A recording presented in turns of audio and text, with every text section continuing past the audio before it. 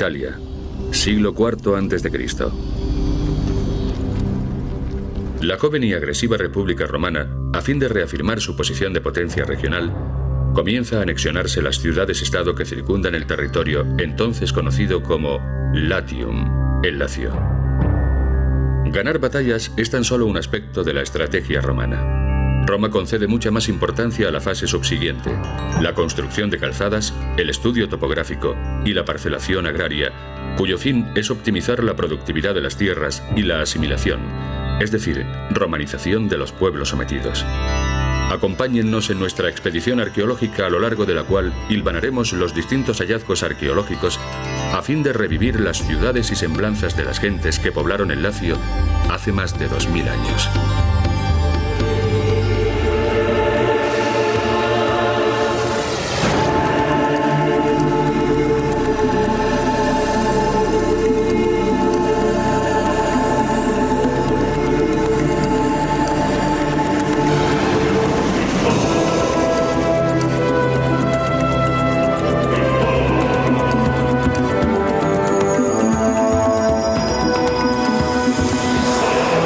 Secretos de la arqueología. Antiguas ciudades fronterizas.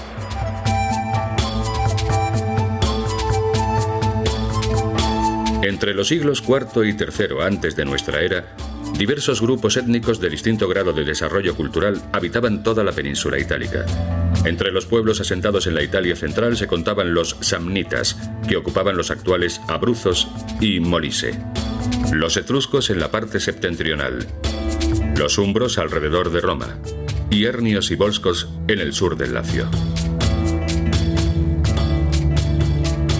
Para todas estas civilizaciones, los romanos no eran sino advenedizos.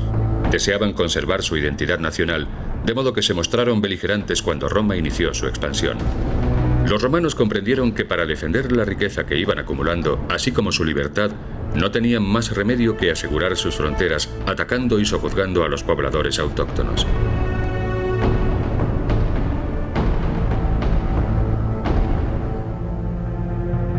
En previsión de eventuales incursiones enemigas, las ciudades se fortificaron con sólidas murallas. Una de las poblaciones célebres por su antigua cerca era Feretinum, la actual Ferentino, habitada por los hernios. Buena parte de los muros erigidos por esta arcaica civilización resurgen hoy en el casco medieval de la ciudad. Aunque por su aspecto se diría que fueron levantados para durar eternamente, no bastaron para detener a los romanos. En cuanto Roma conquistaba una ciudad, confiscaba las tierras de labranza y las repoblaba con ciudadanos romanos para su explotación. Estos colonos constituían el escudo humano que iba conformando la nueva frontera de los dominios romanos. ¿Cómo se llevaba a cabo la partición y distribución de los campos? Aún en tiempos tan pretéritos, ya había agrimensores encargados de topografiar las tierras, decidir el uso que recibirían y asignarlas a sus nuevos propietarios. He aquí un clásico agrimensor de la época. El instrumento que emplea se denomina groma o ferramentum y consiste en una cruz horizontal de la que cuelgan unas cuerdas lastradas con pesos que les permiten efectuar sus cálculos. Sirviéndose del groma, podía trazar sobre el suelo las líneas rectas y perpendiculares que después se dividirían en centurias, es decir, divisiones de 100 plomadas, resultando así unas parcelas cuadrangulares de más de 600 metros de lado. El topógrafo alineaba 2 de los cordones del groma con respecto al horizonte. Tras escoger el punto de referencia idóneo, basándose en la configuración y orientación del terreno, trazaba el eje principal de norte a sur, el cardo, sobre el que se articularía la nueva división agrícola, que podía destinarse a la construcción de edificios o bien exclusivamente a la labranza. A continuación delineaba el decumanus, que constituía el eje secundario del asentamiento, orientado de este a oeste y perpendicular al cardo. Todas las parcelas se dividían conforme a esta organización ortogonal.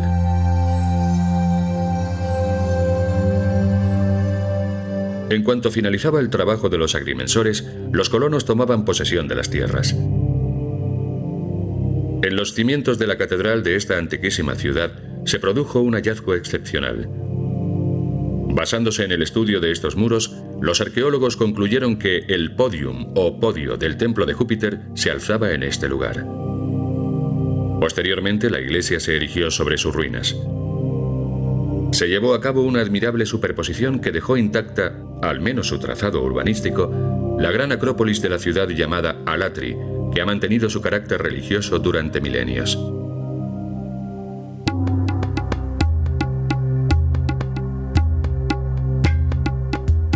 La Acrópolis estaba defendida por una firme muralla compuesta en algunos puntos por hasta 14 hileras de bloques de piedra. El recinto murado contaba con 2 accesos. Esta puerta, la principal, y un portillo secundario llamado Porta Postérula. Aunque la entrada frontal es amplia y hermosa, la postérula presenta una curiosa imagen esculpida. 3 falos convergentes. ¿Qué secreto subyace en tan desvergonzada representación? En tiempos de la Roma pagana no era escandalosa para nadie, ya que en realidad se trataba del símbolo de la fertilidad y el bienestar.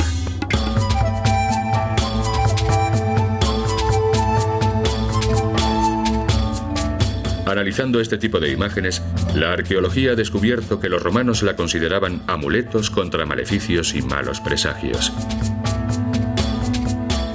Utilizar este portillo te garantizaba un futuro brillante, próspero y envidiable. Y una de las formas de labrarse tal porvenir podía ser dedicarse a un lucrativo negocio de la época, la trata de esclavos. En las innúmeras batallas que Roma libraba para ampliar sus territorios, se capturaban millares de prisioneros que eran reducidos a la esclavitud. Si así lo deseabas, en estas regiones periféricas podías adquirir los esclavos más robustos a mitad de precio que en Roma.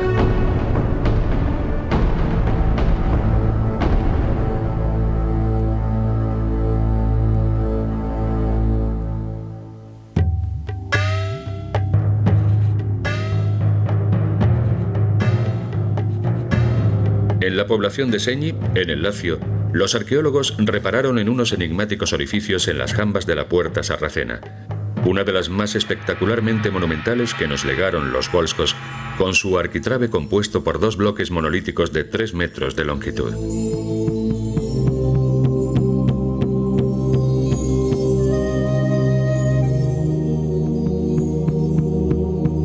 Tras el estudio de la posición de las oquedades, se concluyó que se trataba de los restos de un antiguo sistema de cerramiento realizado en madera. A raíz de la invasión romana, en el siglo V antes de nuestra era, los accesos a la ciudad se reforzaron en previsión de posibles ataques. Posiblemente la Puerta Sarracena deba su nombre a los despiadados piratas que solían efectuar incursiones de saqueo durante la Edad Media. La puerta se abría en la cerca, de casi 5 kilómetros de longitud, que ceñía y protegía a la población. Sin embargo, posiblemente fue la vía de entrada que usaron los romanos al conquistar la ciudad. Otra puerta interesante puede contemplarse en Arpino, en el sur del Lacio. Luce una elegante silueta ojival y se abre formando cierto ángulo con respecto al trazado del muro. Los arqueólogos se preguntaban por qué se había abierto de este modo y no hacia el frente. ¿Por razones estéticas, prácticas o militares? Podemos averiguar el porqué observando la principal vía de acceso a la ciudad, que sube hacia la puerta y después corre paralela a la muralla.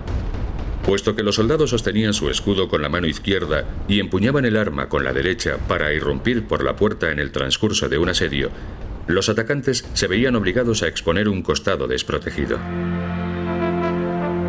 Pero a la astucia arquitectónica de los volscos, el pueblo que edificó esta puerta, la ciudad no fue rival para el pujante ejército romano. Partiendo de Roma hacia el sur, se encuentra la famosa Vía Latina, la cual, como la Vía Appia, fue, por así decirlo, una de las grandes superautopistas de la Roma antigua y unía Roma con la estratégicamente situada Capua, no lejos del actual Nápoles.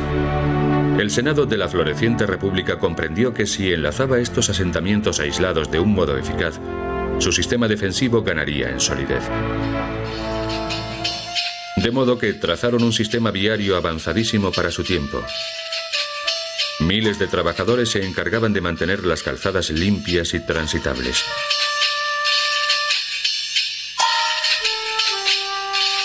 Las vías contaban con un sistema de drenaje entre el empedrado y el arcén, de modo que los peones sustituían las piedras inferiores cuando se desgastaban o disgregaban, poniendo en peligro la integridad del firme.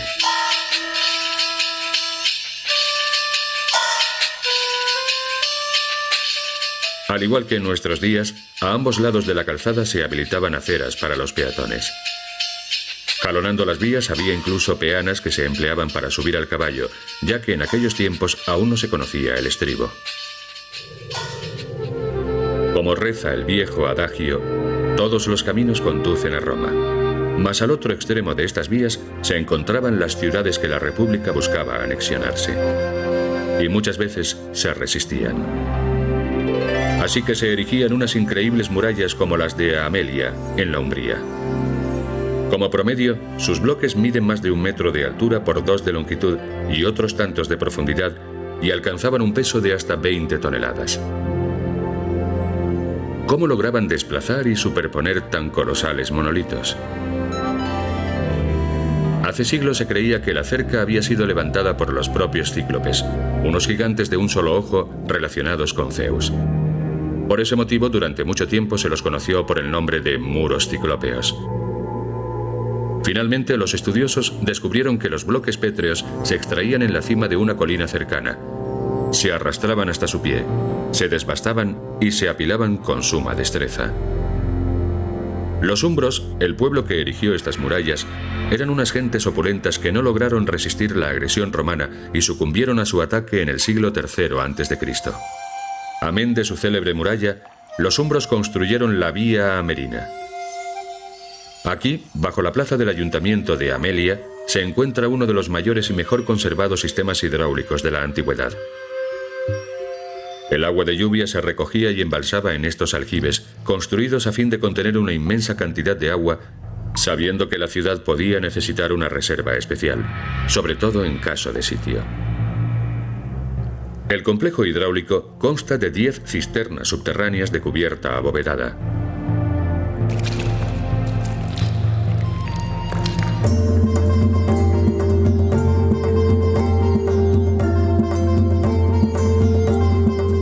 Aún tras el dominio romano, la ciudad conoció grandes momentos de esplendor, como demuestran los numerosos artefactos que se conservan en el Museo Arqueológico de Amelia.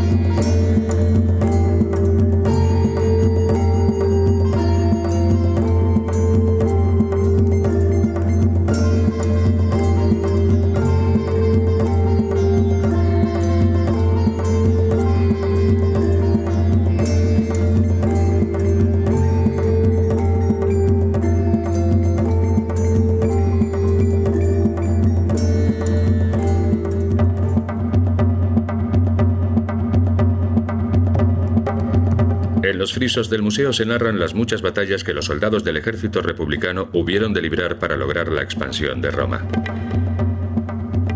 Más que nada, luchaban a cambio de terrenos. La tierra era su botín de guerra. Normalmente los campos tenían un gran valor monetario y los combatientes los compraban o vendían, dependiendo del lote que les hubiese tocado en suerte. A menudo, los grandes descubrimientos arqueológicos son fruto de la investigación, la diligencia y un poco de suerte. Excavando en la región meridional del Lacio, los arqueólogos encontraron una ocasión para congratularse. Aquello que estaban desenterrando era sin duda un importante asentamiento romano.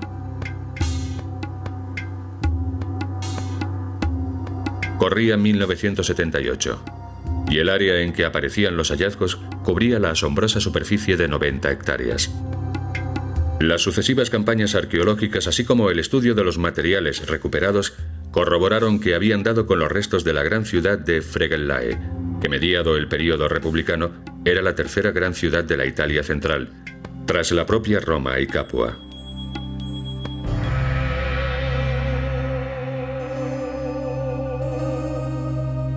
Monedas, vasos y piezas cerámicas, todo ello confirma la pretérita gloria de la urbe. Sin embargo, además de exhumar millares de objetos y fragmentos, los arqueólogos deben acometer la abrumadora tarea de recomponer los hallazgos, como si de un gigantesco rompecabezas se tratase, para descubrir qué casa con qué.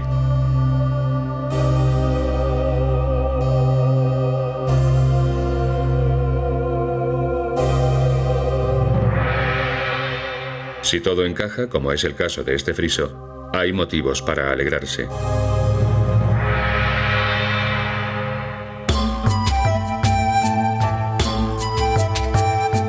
Cuando los objetos cotidianos, como las piezas de cerámica arquitectónica, están restaurados, estudiados y catalogados, ya están listos para exponerse en el museo. Uno de los mejores descubrimientos de Fregelai son las ruinas del templo de Esculapio, dios de la medicina. Se trataba del monumento más prominente de la ciudad y exhibía una amplia variedad de elementos decorativos.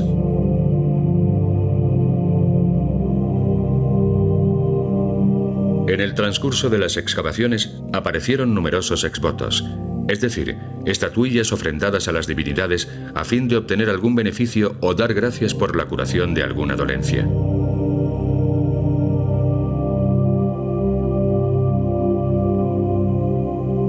Estas elaboradas máscaras teatrales, que posiblemente se empleaban para decorar las domus, nos dan una idea de la prosperidad de la urbe.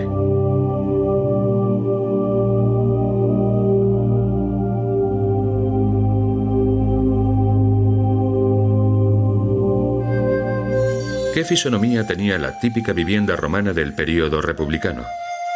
He aquí los restos de una de las mansiones más amplias y hermosas de Fregelai, que presenta diversas etapas constructivas desde finales del siglo IV hasta el siglo II a.C.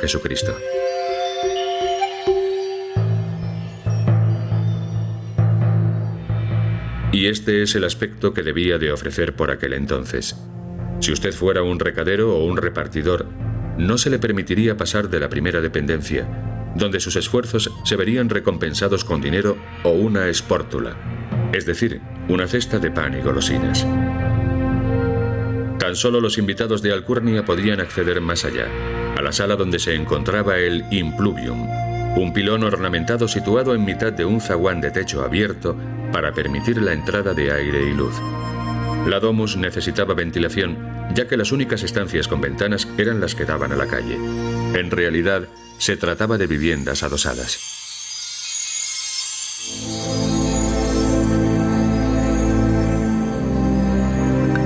El impluvium recogía el agua de lluvia vertida por el tejado.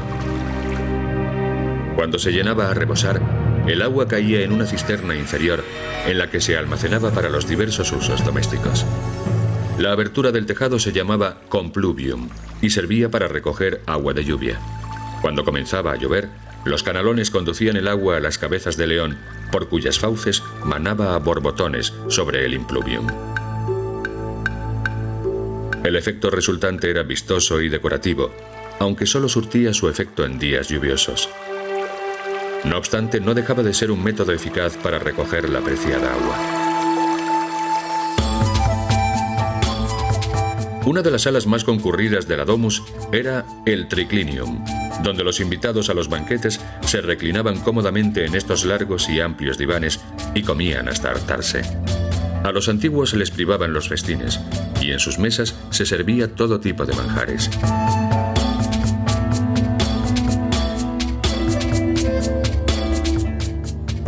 La preparación de los platos y las bebidas se llevaba a cabo como hoy en la cocina.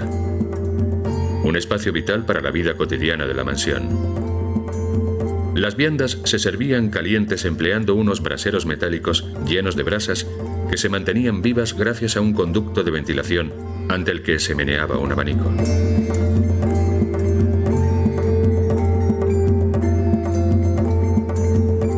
En la parte trasera de la vivienda se abría un jardín rodeado, como en época imperial, de una galería porticada o peristilo. Durante el Imperio, entre el año 31 antes de nuestra era y el 476 después de Jesucristo, la domus romana experimentó una transformación en cuanto a su tamaño y ornamentación. Se tornó más suntuosa y comenzó a adornarse con figuras y motivos más sofisticados que la sencilla decoración geométrica del período republicano. Mas fue la tierra conquistada hectárea a hectárea por todo el Lacio lo que brindó a la República Romana el trampolín preciso para convertirse en el gran imperio romano. Amén de productos agrícolas, los nuevos territorios sometidos y repoblados abastecían a Roma de materias primas económicas, con las que pudo construir sus magníficos templos y otros monumentos, los símbolos de su poder. Los soldados de las ciudades ocupadas se integraban en la siempre expansiva máquina militar romana.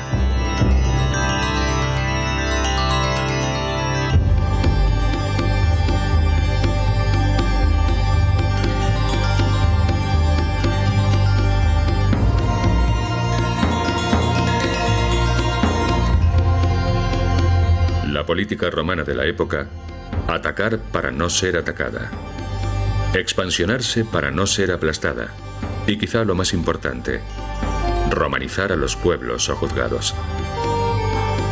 Roma otorgaba la ciudadanía a las tribus y ciudades que juraban fidelidad a la República. Andando el tiempo, el imperio acabó englobando pueblos desde Grecia hasta España, desde Egipto hasta Inglaterra, fusionándolos en un solo pueblo, el romano. Aunque aún faltaban algunos siglos para alcanzar el periodo de 200 años de paz y prosperidad, conocido como Pax Romana, ya desde sus primeros tiempos, Roma comenzó a dar cohesión a su imperio, incorporando con acierto a sus enemigos dominados a una sola familia. La misión del guerrero consistía en conquistar y controlar, pero eso no suponía más que la mitad de la batalla. La verdadera victoria de Roma fue el desarrollo de una cultura que constituye los fundamentos de la moderna civilización occidental.